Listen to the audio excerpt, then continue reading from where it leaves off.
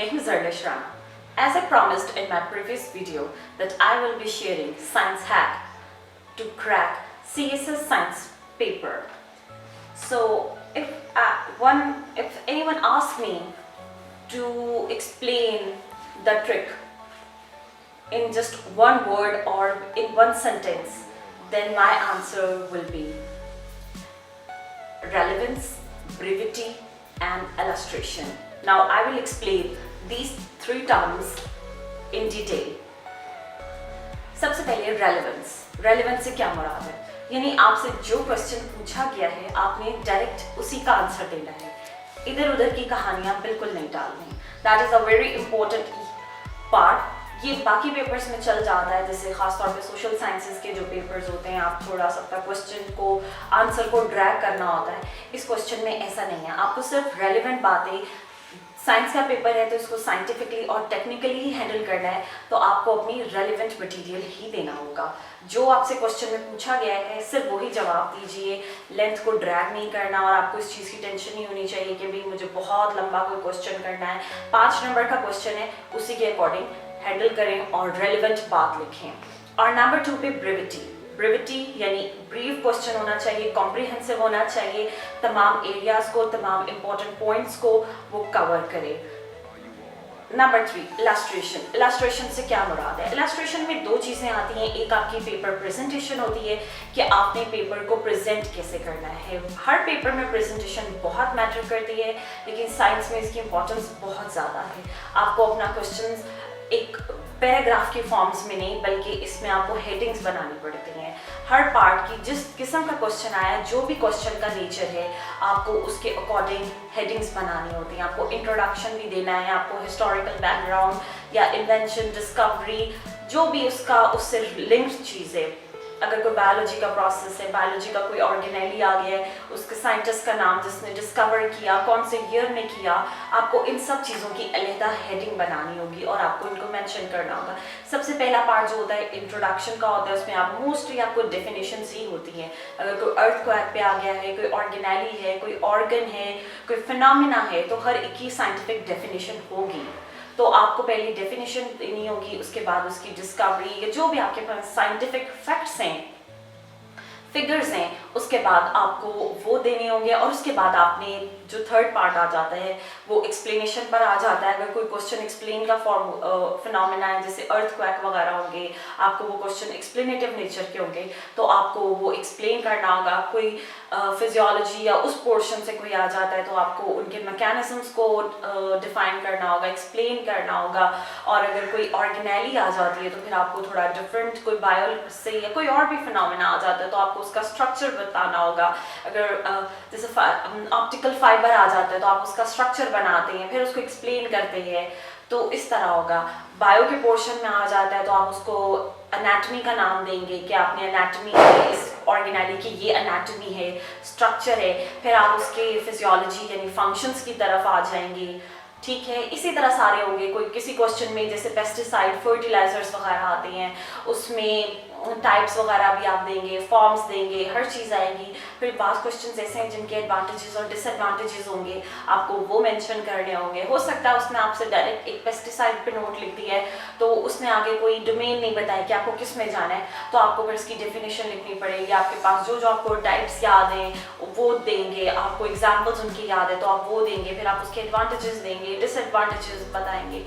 Question की nature पर depend करता है कि आपको क्वेश्चन को किस तरह लेकर चलना है. तो ये छोटे छोटे हैक्स हैं, लेकिन इसका ये मतलब बिल्कुल नहीं है कि आपने इसको बहुत ड्रैग करना और बहुत लंबी कहानियां डालनी है. 5 मार्क्स का क्वेश्चन होगा तो आपको उसके अकॉर्डिंग ही पॉइंटर बेस कर लें. जैसे भाई अभी किसी चीज़ के यूज़ है तो ज़रूरी नहीं है बहुत लंबी लाइन लिखनी है. जो मेन फंक्शन है बेशक आप उसको पॉइंट डाल दें कि भाई ये काम करता है या इसका ये हार्मफुल इफेक्ट्स हैं, तो वो उसी से आपका जो पूरी लाइन है, आपका पूरा जो कॉन्सेप्ट है वो एक्सप्लेन हो जाता है. साइंस सब्जेक्ट्स का एक यही बेनिफिट होता है कि you don't need to drag और you don't have to explain that much. और जो इसका इलस्ट्रेशन का दूसरा इंपॉर्टेंट पार्ट है दैट इज डायग्राम्स बहुत ज़्यादा इंपॉर्टेंट होती है साइंस के पेपर में.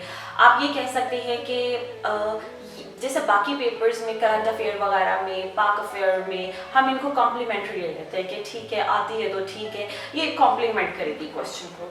लेकिन जीएस के पेपर में, जनरल साइंस के पेपर में कॉम्प्लीमेंट्री नहीं, आप इसको कंपल्सरी समझें। आपको you really need to draw a diagram in every question and label it properly। Labelling बहुत ज़्यादा मैटर करती है, प्रॉपर लेबलिंग हो, अच्छी लेबलिंग हो, करेक्ट लेबलिंग हो और उसके बाद डिटेल्ड लेबलिंग हो। एक हो जाती है लेबलिंग, और अगर आप डिटेल्ड लेबलिंग कर देंगे तो वो आपके क्वेश्चन को बहुत ज़्यादा, आपका क्वेश्चन एक्सप्लेनेटिव भी हो जाएगा क्योंकि आपके पास पेज लिमिट और टाइम लिमिट थोड़ा होता है, क्वेश्चन के मार्क्स भी कम होते हैं। अगर आप उसमें लेबलिंग अच्छी कर देंगे और आप उनको फिनोमेनास को नहीं भी कुछ को स्किप भी कर जाएंगे तो एग्जामिनर को आइडिया हो जाएगा कि आपने इस स्टूडेंट को क्वेश्चन आता है। जैसे सेल वॉल है, सेल आप एक होता है, आप सिर्फ लिख दें सेल वॉल, लेबल कर देते हैं। लेकिन अगर आप थोड़ी सी लाइनिंग सी ड्रॉ करके उसकी प्राइमरी वॉल, मिडल लैमेला और जो सेकेंड थर्ड लेयर होती है उसको कर देंगे तो उससे ज़्यादा आपकी जो डायाग्राम है वो ज़्यादा एलैबोरेटिव हो जाएगी, ज़्यादा एक्सप्लेनेटिव हो जाएगी।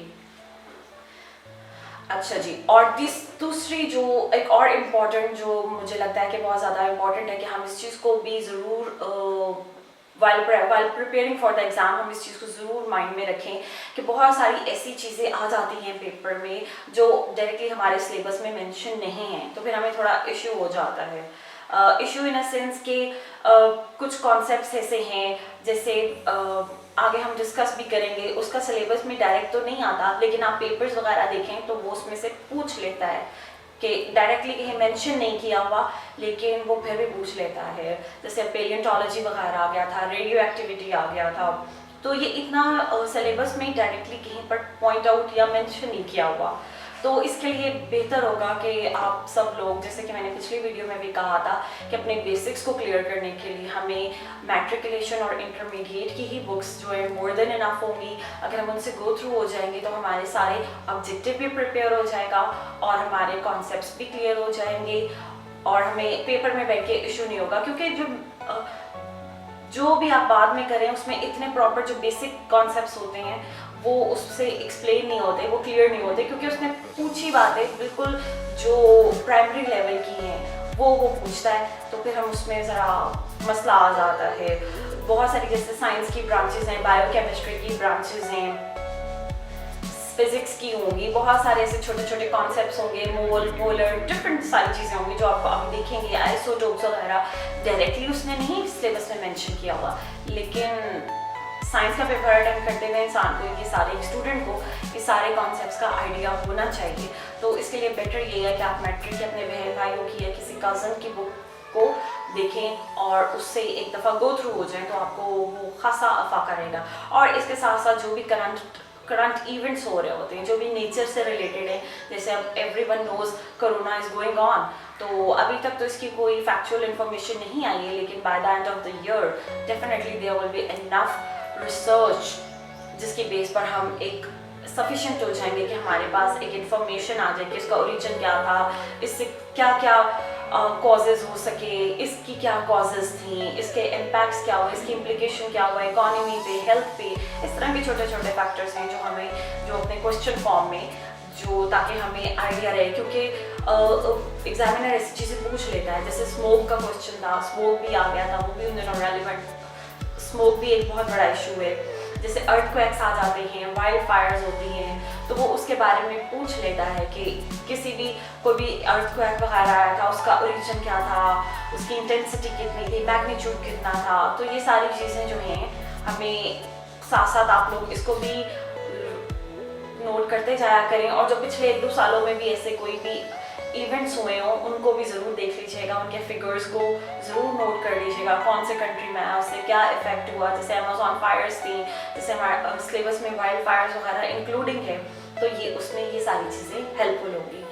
उम्मीद है आपको आज की वीडियो अच्छी लगी होगी और आपको इससे अफाका भी होगा। अब हम अपनी नेक्स्ट वीडियो से प्रॉपर साइंस सीरीज स्टार्ट करेंगे, और तब तक stay tuned, don't forget to subscribe channel and share it with your aspiring friends. Thank you so much.